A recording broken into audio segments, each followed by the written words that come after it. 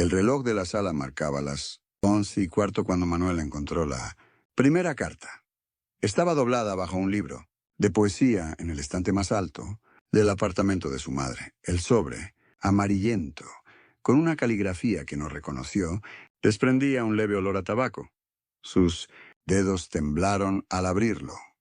La fecha en la esquina superior. 18 de mayo de 1976, 3 meses antes de su nacimiento. El papel crujió entre sus manos mientras sus ojos recorrían aquellas líneas que no debían existir. La verdad que su madre había guardado durante 49 años, estaba allí, escrita por un hombre que firmaba simplemente como E. Manuel había regresado a Buenos Aires para vaciar el apartamento de su madre fallecida hace 3 semanas.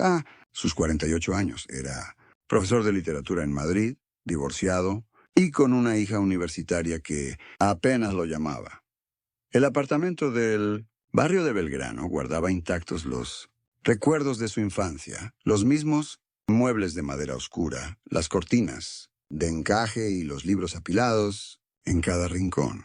Durante toda su vida, su madre le había contado que su padre murió en un accidente antes de su nacimiento, una historia simple, sin fotografías ni detalles. La carta revelaba otra historia. Su supuesto padre, Eduardo Linares, no había muerto. Había huido a Brasil tras ser perseguido por la dictadura militar. Las palabras transmitían urgencia y miedo. Cuida a nuestro hijo, algún día volveré por ustedes. Manuel se dejó caer en el sillón donde su madre pasaba las tardes leyendo. El techo del apartamento pareció descender sobre él. En el cajón del escritorio encontró más sobres, todos con la misma letra, ordenados cronológicamente. 12 cartas, fechadas entre 1976 y 1983. Su madre había construido una mentira perfecta, mientras guardaba estas pruebas de otra. Manuel dudó si debía continuar leyendo. Las cartas eran como una puerta hacia un pasado que quizás era mejor mantener cerrado. Preparó un café y miró por la ventana hacia la calle arbolada donde creció. El pasado de su madre y el hombre que podría ser su verdadero padre. Eran asuntos enterrados. Podría simplemente quemar las cartas y continuar con su vida. En cambio, abrió la segunda carta con fecha, de diciembre de 1976. Allí, Eduardo describía su vida en São Paulo bajo una identidad falsa, su trabajo como profesor clandestino y su amor por el hijo que no conocía. Manuel decidió leer todas las cartas esa noche, iluminado por una única. Cada carta revelaba más detalles. Eduardo era periodista, había documentado desapariciones forzadas y por eso tuvo que escapar. La última carta, fechada en marzo de 1983, anunciaba su intención de regresar a Argentina tras la caída del régimen militar. Nos veremos pronto. Ya no hay peligro, escribía. Sin embargo, Manuel nunca conoció a este hombre. ¿Por qué su madre mantuvo la mentira incluso después de que la democracia regresara? En el fondo de la caja encontró un recorte de periódico de 1984, una pequeña nota sobre un accidente automovilístico en 1979, la ruta a Ezeiza. El teléfono sonó pasada la medianoche. Era Isabel, la vecina que había sido amiga de su madre por décadas. Manuel le mencionó las cartas, casi sin respirar. El silencio al otro lado de la línea confirmó sus sospechas. Isabel sabía. ¿Tu madre? Quería protegerte, dijo finalmente. Hay cosas que no están en esas cartas. Isabel le pidió que la visitara al día siguiente. Antes de colgar, añadió, trae la foto, que está detrás del espejo del baño. Manuel corrió al baño y encontró, oculta, tras el espejo, una fotografía de su madre junto a un hombre de barba y gafas redondas. En el reverso, una dirección en Montevideo, escrita con la misma. La sala de estar de Isabel olía a jazmines. La anciana colocó sobre la mesa una caja de metal que contenía documentos y fotografías. Eduardo no murió en ese accidente, reveló. Tu madre inventó esa historia porque él no venía solo a Argentina. Isabel desplegó una serie de fotografías. Eduardo con otra mujer, con 2 niños, pequeños. Formó otra familia en Brasil. Tu madre lo supo antes de que regresara. Las manos de Manuel temblaron al sostener la evidencia de esta traición. El accidente fue real, pero él sobrevivió. Tu madre le pidió que nunca te buscara, que respetara la historia que ella había construido para protegerte. 3 días después, Manuel estaba en la terminal de ferry de Buenos Aires con un boleto a Montevideo.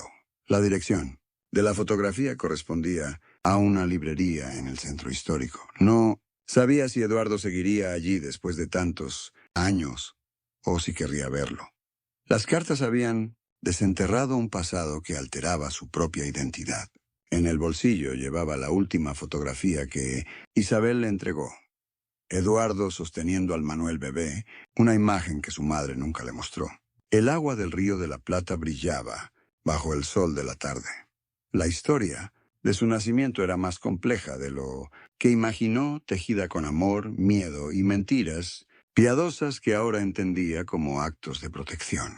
El barrio Ciudad Vieja de Montevideo conservaba un aire nostálgico con sus edificios coloniales y calles empedradas. La librería El Navegante ocupaba la planta baja de un edificio, color ocre. Manuel se detuvo frente al escaparate observando los libros usados y antiguos ordenados meticulosamente. Su reflejo en el vidrio le devolvió la imagen de un hombre, con los mismos ojos que aquel de las fotografías. Al entrar, una campanilla anunció su presencia. Detrás del mostrador, un hombre mayor de pelo blanco levantó la vista de un libro que catalogaba. Sus ojos, tras unas gafas diferentes pero igualmente redondas, se detuvieron en Manuel con una mezcla de sorpresa y reconocimiento inmediato.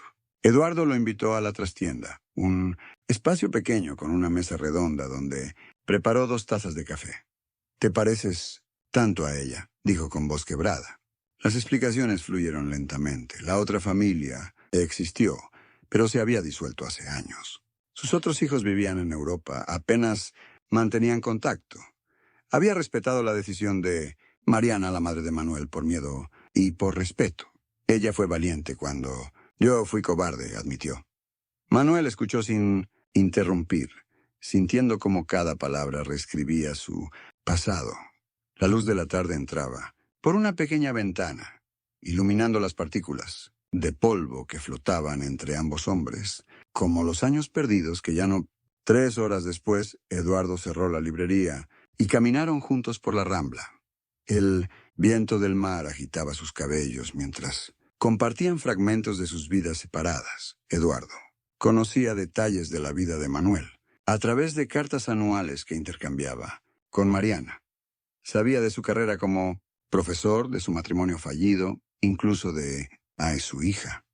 «Tu madre me enviaba fotografías tuyas cada cumpleaños», confesó mientras sacaba de su billetera una imagen desgastada de Manuel en su graduación universitaria.